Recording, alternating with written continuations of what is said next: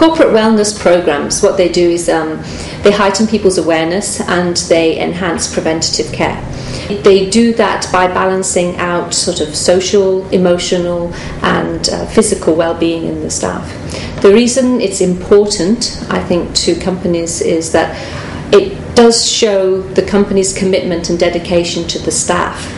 And the fact that they care. It creates a caring organisation, which does allow staff to buy in.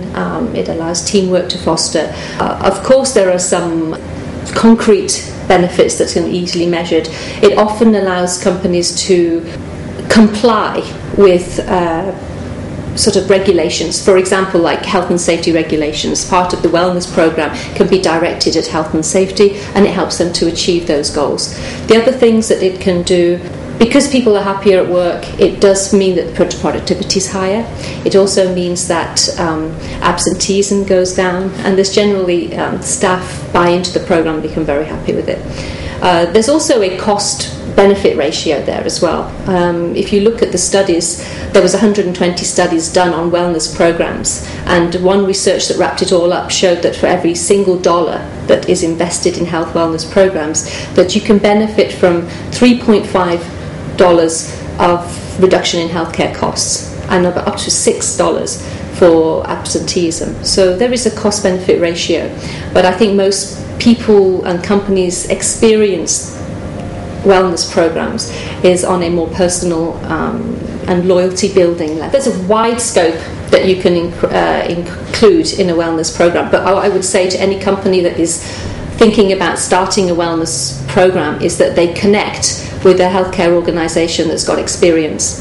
The reasoning for that is that you need a lot of resources, a lot of connections with various specialties and healthcare professionals in order to give a really good, rounded wellness program. So the first of all is to connect with the right organisation that can look, because each industry has its own health issues, and so the focus is slightly different on each one. What is important for them to remember is it's not just physical health. It also goes into social and emotional health as well. For stress, for example, there's a lot to cover in it, not just the physical well-being. For the way that we run programs is we look at sort of 4 E's. We look at early intervention, we look at education, we look at enabling staff, and we also look at the evaluation of the program.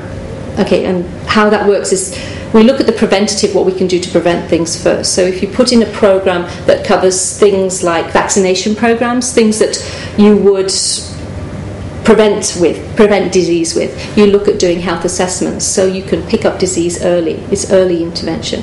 So by starting to build the building blocks, starting with prevention, you can also look at doing things like insurance, looking at the insurance premiums, making sure that that's expanded well. This is all preventative type things that we do. Then you can move on to education. So developing a resource centre where the staff within that organisation have all the information that they need, whether it's electronically, whether it's in the form of fact sheets, that they can access information on what to do with high blood pressure, just things that they can gain access to information. We also provide, and many healthcare providers do, seminars.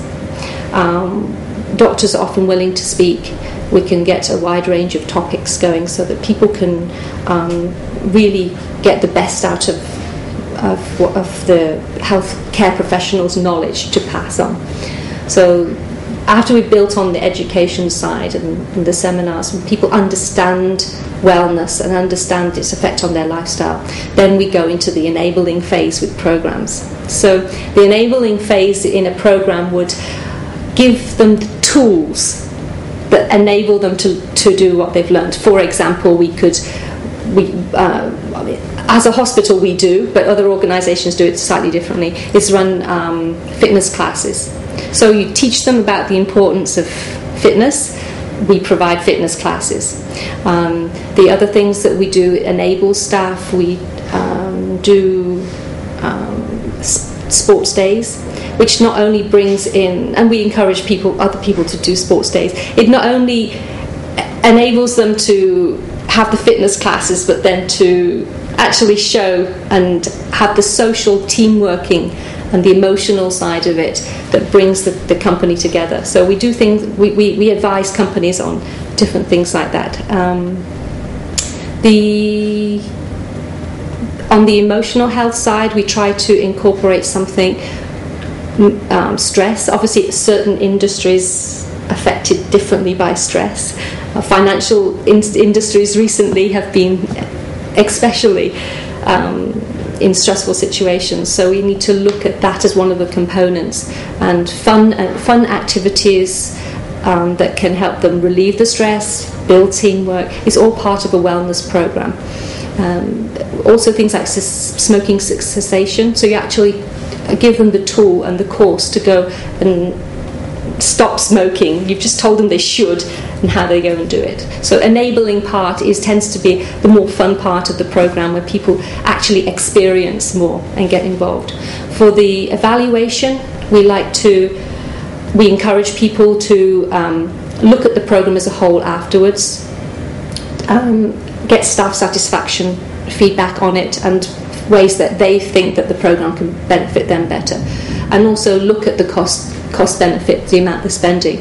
The thing with wellness programs is that you can be very creative in what you offer as a program and get a lot of positive, productive feedback from it without having to spend an enormous amount of money.